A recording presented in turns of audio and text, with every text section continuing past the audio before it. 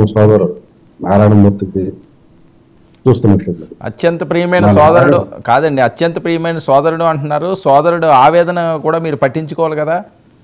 పొత్తు పార్టీలో భాగంగా చాలా ఏం చేస్తారంటే కాదు, మీకు కొన్ని బైట్స్ వినిపిస్తాను కాదు. ఇప్పుడు అందరూ జర్నలిస్టులు వచ్చారు కాబట్టి నాకు నిజంగా హృదయం ద్రవించిపోయింది మా వాడు మాట్లాడుతుంటే. అసలు ఎక్కడో నాకు బాధేస్తుంది. దెయ్యాలు వేదాలు వెల్లించినట్టు, ఒక వ్యభిచారి పాతివృత్యం గురించి మాట్లాడినట్టు,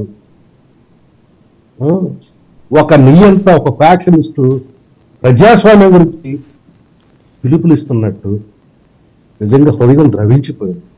అసలు ఏం మాట్లాడాలో అర్థం కాని పరిస్థితి. నా అభిమానస్తులు గుర్తుపెట్టుకున్న నా పదాలు, నా అభిమానస్తులు కోపం వచ్చిందేమో దాడి చేసి ఉంటారు. ఎవరన్నారు ఈ మాటలు? ఎవరన్నారు ఈ మాటలు? జగన్ రెడ్డి అధికారం మదం అన్నప్పుడు మాట్లాడిన మాటలు ఎప్పుడు మాట్లాడాడు?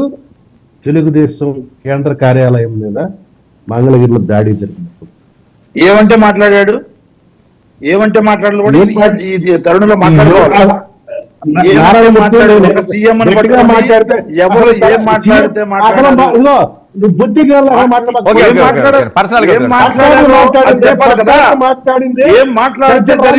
ఇప్పుడు ఏమన్నా మాట్లాడితే అది కూడా చెప్పాలి. నువ్వే చెప్పు. ఏం మాట్లాడితే మాట్లాడారు? మాట్లాడాడు ఎవరిని? బ్రో సజ్జల రామకృష్ణారెడ్డి విచక్షణారహితంగా ఒక పోలీసులు దాని అర్థం చెప్తాడు. చిన్నపిల్లలు దాంట్లో అర్థం చెప్తాడు. పిల్లల గురించి మాట్లాడతాడు. అప్పటికి ఏమి మాట్లాడారు? అక్కడ ఏమి జరగల. మీరు మనుషుల్ని చంపుతారా? మీరు గురించి మాట్లాడతారా? అక్కడ ఎక్కడ కూడా మాచర్లలో 40 సంవత్సరాల ఎన్నికలకు ఒక ప్రజాప్రతినిధులు కారుని, ఒక న్యాయవాదులు కారుని చంపుతారా? మీరు రాక్షసులుగా మారుతారా? మీరు ప్రయత్నం చేయలేదా? చెప్తా ఉన్నా, రాక్షసులుగా మారుతారా? మీరు రాక్షసులు. మీరు చెప్పండి, మీరు రాక్షసులుగా మారడం మేము. ఓకే అండి, ఓకే ఒక నిమిషం.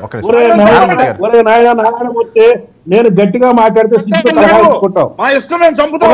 చంపండి. ఆ కేఎఫ్ఆర్ అంటాడు, అది ఎవరో మేము చేసేది రైట్, మేము చంపుతున్నది రైట్ అని చెప్పండి. మీరు ఇప్పుడు ఈ వేదికగా చెప్పండి. మీరు ఒక్క నిమిషం నారాయణమూర్తి గారు ఒక్క నిమిషం. ఆయన చెప్పనివ్వండి, మీరు రెస్పాండ్ లేదు. నారాయణమూర్తి గారు మీరు చంపుతున్నాం మేము, చవలని మీరు చంపడం మా రైట్.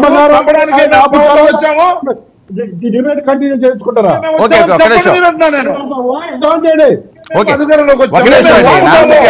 అని మీరు చెప్పండి. ఒక్క నిమిషం నారాయణమూర్తి గారు, ఆయన మాట్లాడినవ్వండి. మాట్లాడిన తర్వాత మీరు మాట్లాడడం స్కోప్ మధ్యలో ఇంటర్వ్యూ చేస్తే ఏం అర్థం కాదు. ఒక్క నిమిషం అండి, ఆయన కంప్లీట్ చేయనివ్వండి. నారాయణమూర్తి గారు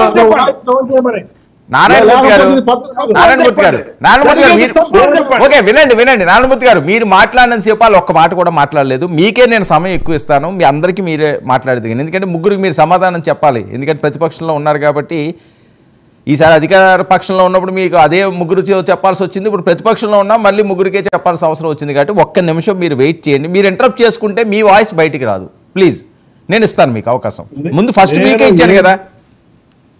నేను ఏది కూడా జరగనది, అసత్యమైనది, సత్య దూరమైనది మాట్లాడలేదు. మీరు యూట్యూబ్ కొడితే దొరికే పదాలు, దొరికే వీడియోల గురించి నేను మాట్లాడుతున్నా. అంటే సజీవ సాక్ష్యాలతో మాట్లాడుతున్నా. తెలుగుదేశం పార్టీ ఆఫీసులో దాడి జరిగినప్పుడు ఎవరు అది సమ్మెను పాటించమని ఆ రోజు ఎందుకు చెప్పలా? ఇప్పుడు గుర్తొచ్చింది ప్రజాస్వామ్యం అంటే, విలువలంటే.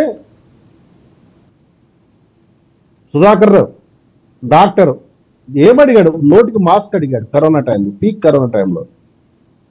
మీకు మానవత్వం అప్పుడు గుర్తు రాలేదా? ప్రజాస్వామ్య విలువలు గుర్తు రాలేదా? మానవ హక్కులు, పౌర హక్కులు గుర్తు రాలేదా?